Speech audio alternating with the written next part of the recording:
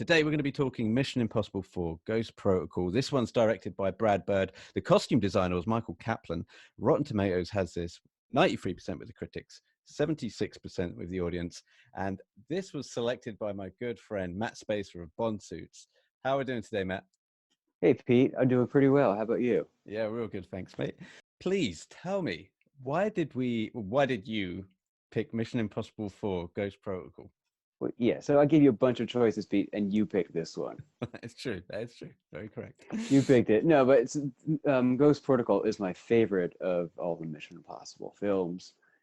For some reason, I just find it the most thrilling. I think I love the stunts. It's just so much fun to me.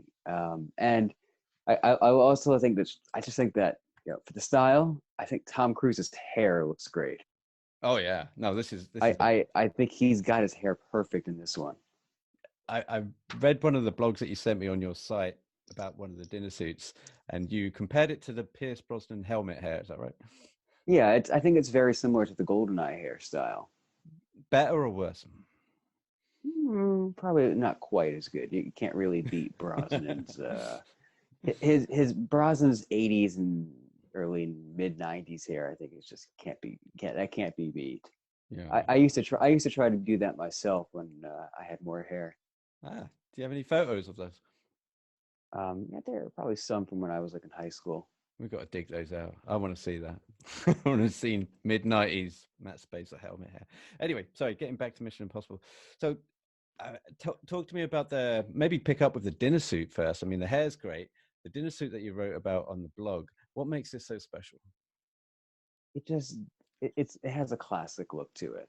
Now, it has notch lapels, which is something that a lot of people don't like on a dinner suit. I think there's been a lot of talk, I'd say, on the internet over the past, I say 2 decades since people started talking about menswear on the internet. It became a thing that notch lapels were not appropriate for dinner jackets. But to me, that I look back at history and going back to say like the Edwardian era, men were wearing notch lapel dinner jackets back then, and then James Bond started with those in Goldfinger. Sean Connery in the notch lapel dinner jacket. You have Roger Moore in the 1980s with the notch lapel dinner jacket, and they're all wearing them so well. And I think Tom Cruise is just another one of these, on the long line of notch lapel dinner jackets, and just people who wear them well. And this to me is just one reason why I think this film has such good style. Is it pulls it off. Tom Cruise pulls it off. Michael Kaplan, the designer, did a great job with the costumes, I think. Yeah. And I should have said, this is the dinner suit that he wears to the party in India. So he's there. There's Jeremy Renner in the magnetic suit. So just to give people the kind of situation, that's the scene that we're talking about here. And yeah, I also wanted to mention that your blog that you sent me a link, and we'll include this on the show notes. You prefer this one to the one that he wears in Rogue Nation when he goes to the opera. And you said there was a big red flag going on with that. Can you remember what you said? Yes, in Rogue Nation, he has a long necktie. Right. That should not be done. Especially by the time that film came out, that was just not the fashionable thing to do. Like back in the 90s, early 2000s, it was really fashionable to wear a black satin silk necktie with your dinner jacket. Like that was something that people were wearing to the Oscars. That look was all over there, and no one wanted to wear a bow tie. People thought the bow tie wasn't cool anymore. But right. thankfully, like James Bond never stopped wearing the bow tie. And I think when we see Tom Cruise in the bow tie, he looks really cool in it. He looks like he looks like James Bond. He looks like he knows what he's doing. Then when you see him in Rogue Nation in the necktie, and it just, I don't know, it just doesn't look. It looks like he's just playing dress up. Looks like he doesn't know what he's doing. No, it's a great dinner suit. I like the pink lapels. It's a really wonderful suit again, but just Cruise messes it up. It's Where strange, isn't it? Because he compliments Benji on his tuxedo, doesn't he? He goes, "A nice tux, by the way." And Benji does lick the nails when he rocks up. he does. Yeah, we're going off piece talking about Rogue Nation. I just wanted to say it made me laugh in your article though, because you mentioned the necktie and you said, "And that's why I won't be talking about that on my blog." Because it There's no offended you so point. much. There's no point in talking about an outfit that isn't great. If Yeah, it's when I'm covering things on my blog that aren't James Bond, I'm going to go be looking for the best of the best. And that's one reason why I did cover the dinner suit from Rogue Nation, because it shows that Tom Cruise can keep up with James. Sorry, I mean the one from Ghost Protocol, because it shows that Tom Cruise can keep up with James Bond as far as style. yeah, And it's midnight blue. He's checking off all the boxes, all the Bond boxes, and although one thing he does do that Bond doesn't usually do is his shirt has studs. They're very subtle mother of pearl studs, which is very classy. So I think that's a great touch. yeah. Um, I think he's just pulling it off. It's that's something to really like look up to. Tom Cruise can do more than just the jackets.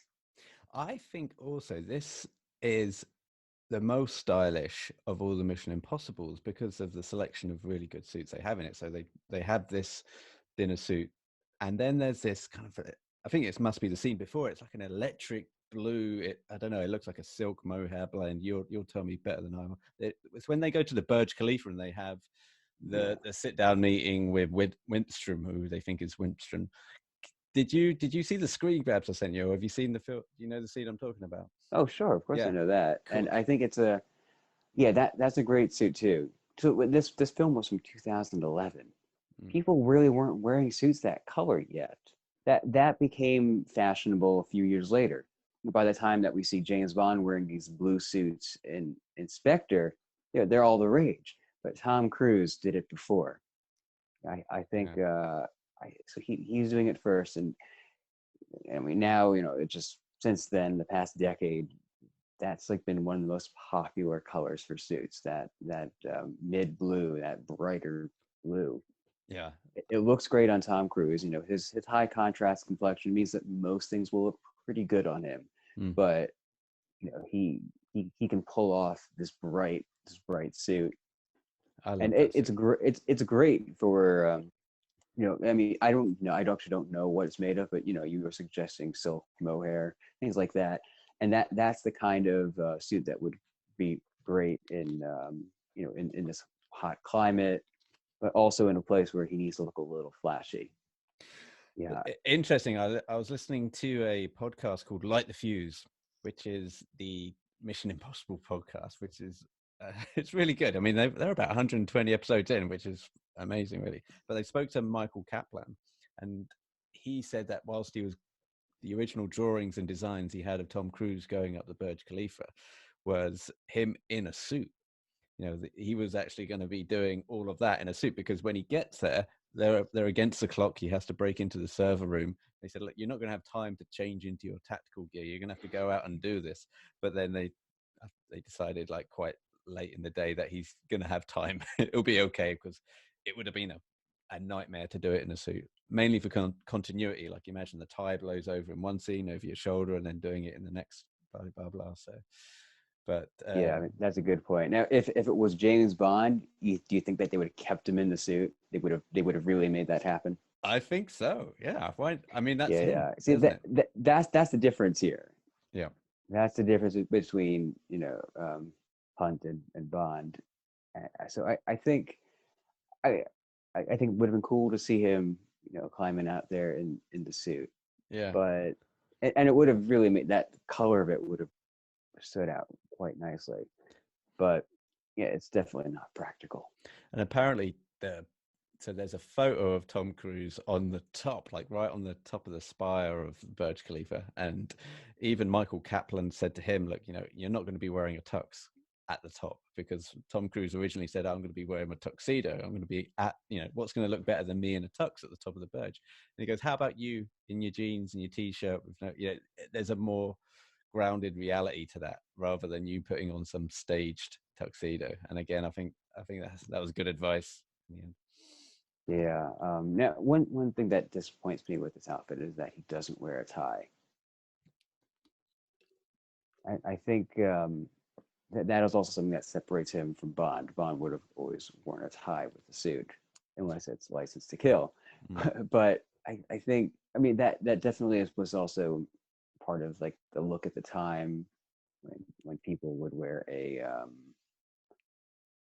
yeah, they'd wear like they'd wear like a wait, what happened there, Pete? All right, okay. So look, this is the bane of my life. We have dimmer lights in here, and it takes me half an hour to get the fucking lights on. Look, I'll show you. I'll show you. Okay. Dimmer's gone. See, you walk into the room, you just want the lights to go on, don't you? Instead, you have to stand here and fiddle with it. Oh no. Oh, now it's very bright. There you go. The amount of arguments I have with Anastasia about that. Sorry, Matt. Okay, I so I know. want to say, I know, babe. I know.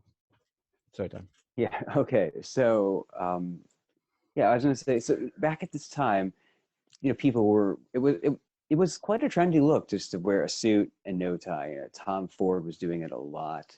It's like that kind of Hollywood look that was something that people just thought it was cool. Men would go to the office in a suit and no tie, but it just has that look as if the tie is missing. Yeah. And it looks like it's just not as exciting. There's just something a little, I don't know, just there's less personality to the outfit without a tie. He also likes to take the tie off. I've noticed in a couple of films. So even when he's on the chase, after he's done the dinner suit in the Indian party, and he's going to chase the guy at the BMW factory, he's in the car, he's ripping the tie off. In Rogue Nation, before when he's at the opera and he's about to jump the guy, the sniper, he then rips his necktie off. Then, so it's like he knows that this is not him, like the tie. He doesn't feel comfortable in the tie. Whereas Bond Right. would It's never dispense of his tie. no. Yeah, so it's not his look, and I guess that's fair. But I do think that he kind of loses some points for not having the tie. Yeah. It, There's a really cool costume moment though in the film when he comes out of the Kremlin, Matt. I wanted to just touch upon that, where he comes out in the captain's suit, rips off the red stripes from his trousers or pants, as you might say, and then reverses his jacket. So he has like the captain suit jacket, and it just turns like into this kind of sheeny bomber jacket. He's gone from Russian Mhm. captain to tourist in just like a couple of seconds. Did you spot that moment in the film? Did you like that one? Yeah, that's really cool. I know how much you like that moment. So I remember when you went to Bond in Motion, you were really into that reversible jacket in Octopussy. Oh yeah, and yeah, and it's kind of like the same thing. It's the military jacket on one side, and then it's the civilian on the other. That's really cool. It's just like, and that's a classic Mission Impossible type moment. yeah. Just it just plays into like the disguise theme, and that's it's a really cool thing. And Kaplan, again, the costume designer, said that they did about 4 or 5 takes of that, and Tom Cruise nailed it on every take. And the Bruce Springsteen shirt, the T-shirt that he wears, that's Mm-hmm. actually Michael Kaplan's. And then you have to go and get clearance. You have to go to the Bruce Springsteen Oh estate wow. and whatnot and get clearance. But anyway, just a little bit of tidbit Yeah. for you. Yeah, I do like hearing that Tom Cruise was just so great at just like flipping Oh, that yeah. around, and that's him. He can pull that off. Yeah. He's a pro. He's a pro. Well, I hope to have you back on soon, mate. Yeah, I'll come back soon. Any chance of a bit of 5/4? Dun, dun, dun, dun, dun, dun, dun, dun, dun, 1, 2, 3, 1, 2. Here we go.